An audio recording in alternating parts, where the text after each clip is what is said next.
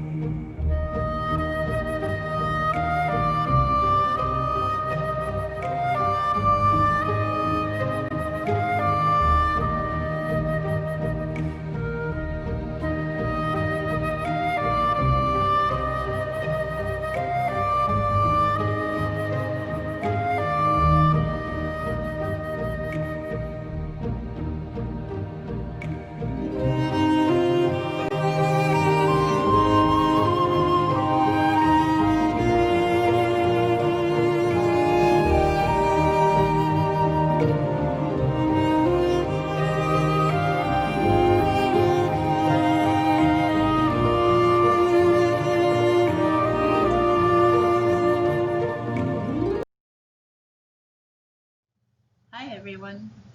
So Bernie's been practicing her photography and she got some awesome shots.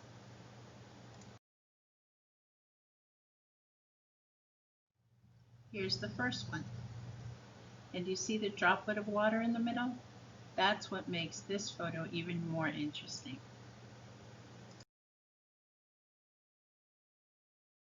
She's got two of them with droplets of water. Are you guys thinking what I'm thinking? Let's see what it would look like as art up on the wall. This is a pretty room, huh? It's nice and bright and beautiful. It's got plants everywhere. But what if we added a little something special? Aha! You see how it brings the room to life? It still matches all the green that's around it. It keeps it fresh. It's not overwhelming, but it adds just the right touch to the room. It even matches the little pink that's on the table. So you see how a simple picture can turn into art. Okay guys, now it's your turn to show me what you can do.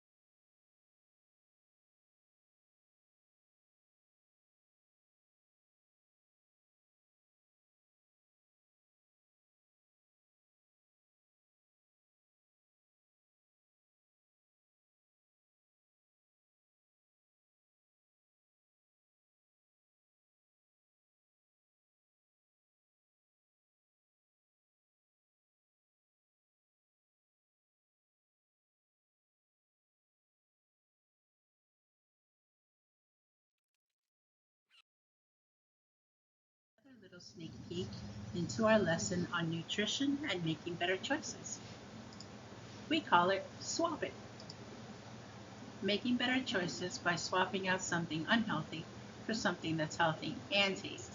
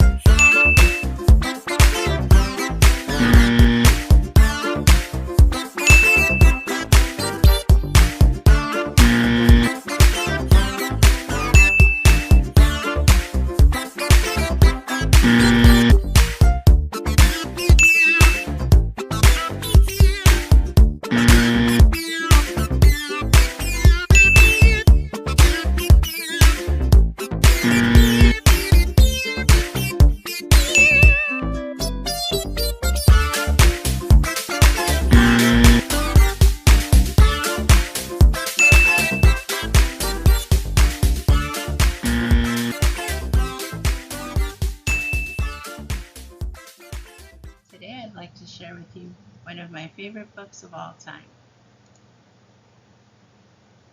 The name of the storybook is Maybe. It's a story about the endless potential in all of us. One of my favorite things about this book is illustrations. The illustrations are the pictures inside the book. Even if you didn't have the words, they're so beautiful that you could probably feel the message you're trying to send in the story. I hope you enjoy it as much as I did.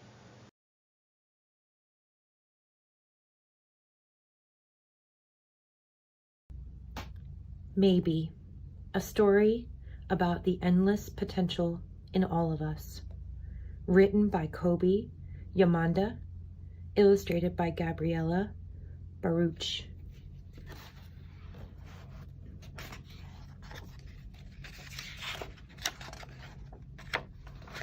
Have you ever wondered why you are here? You are the only you there ever has been or ever will be. You have so much to offer. Maybe you will invent something that no one has ever seen before. Maybe you will build things that reach high into the sky. Your life is yours. Try as many things as you can try. See as much as you can see. Wherever you go, take your hopes, pack your dreams, and never forget, it is on journeys that discoveries are made. Maybe you will help others to see the beauty in each day. Or maybe you will lift cheering crowds onto their feet. Do everything with love. Follow your heart and see where it leads you. Maybe you are here to shine a light into places that have been dark for far too long. Maybe you will speak up for those who can't speak for themselves. Maybe you are here to help in ways that only you can. There will be struggles, there will be fears, and it won't always be easy. At times, it will feel really hard, and you might make a mess of things. You may fall down. You may fail. But you will always get back up, and you will rise a little stronger and a little taller, because there really is more inside you than you know. And this world needs your gifts, your talents, your big ideas. And maybe you are just getting started? What if you are only scratching the surface of what you can do and who you can be? What if you have talents you haven't discovered yet? There is something powerful, even magical, about you. You already have everything it takes to do big things. Maybe you have no idea just how good you really can be, and maybe you don't know how much you matter. But maybe, just maybe, the world has been waiting centuries for someone exactly like you. One thing is for sure, you are here, and because you are here, anything is possible.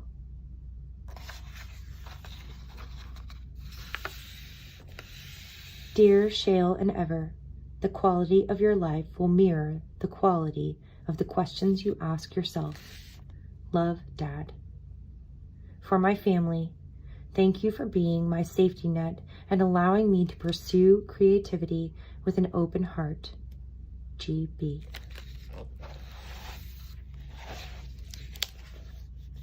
Maybe, just maybe, you will exceed your wildest dreams.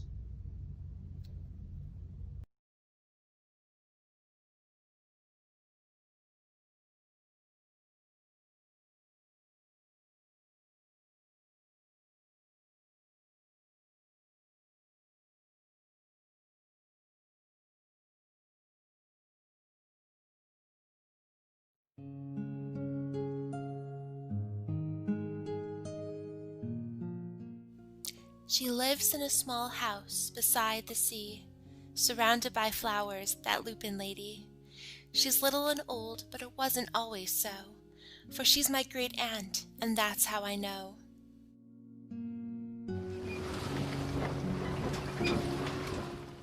Once upon a time, she was a young girl. Her name was Alice, and the sea was her world. She'd watch the big ships, her eyes full of wonder. Her grandfather had come on one of them when he was much younger.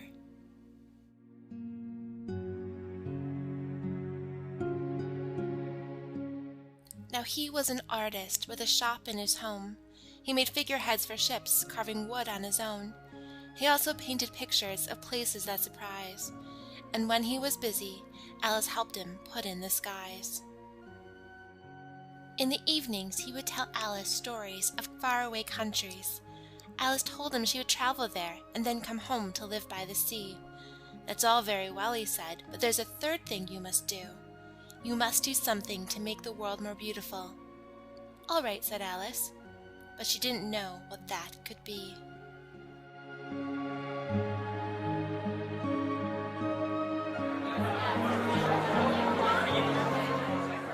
So Alice grew up, and she moved away to a city far from the sea. But there she worked in a magical place, at a library. Dusting and sorting and finding, she helped one and all. And they called her Miss Rumphius now.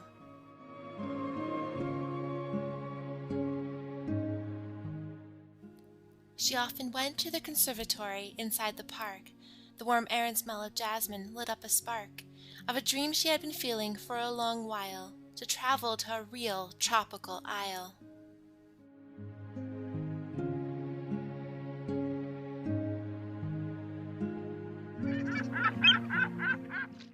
So Miss Rumphius went to an island with beaches and shells to spare. She met Baba Raja, the king of the village, who welcomed her there. He gave her coconut water to drink, and their friendship did start. And when she left, they both said, "You will always remain in my heart."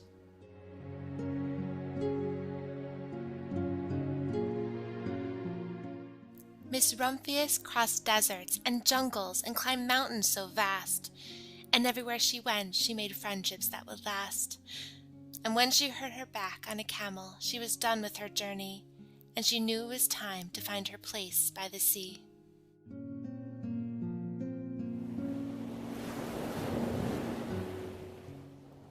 From the porch of her house, she would watch the sun rise on the sea. She planted a little garden and was almost perfectly happy. But there was still something she had to do, she knew. She had to do something to make the world more beautiful. But she thought the world was already pretty nice, so what else could she do? The next spring, Miss Rumphius's back caused her great pain, so she stayed in bed most of the day.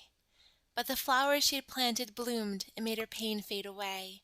These flowers were lupins in blue, purple, and rose shades. When summer came, she wanted to plant many more seeds. But while she was unwell, it was not to be.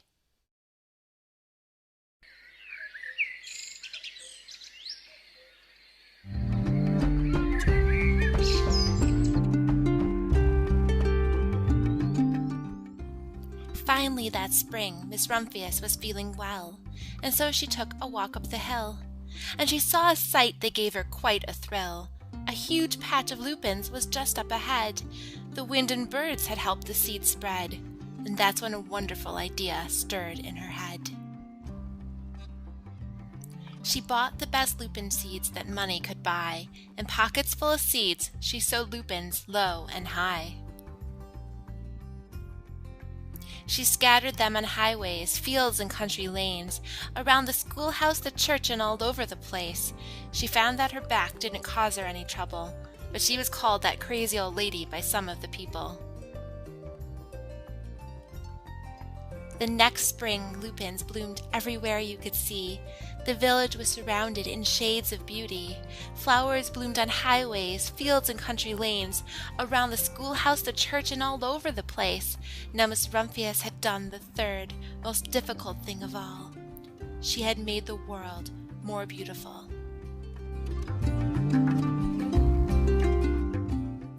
My great-aunt Alice is now called the Lupin Lady. My friends and I stand outside her gate, hoping we will see the old woman who planted the fields of lupins.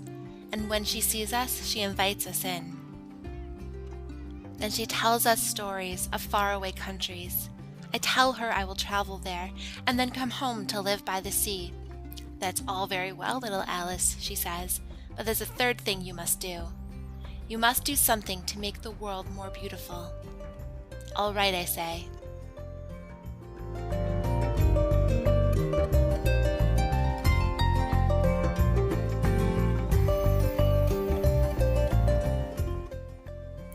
But I do not know yet what that can be.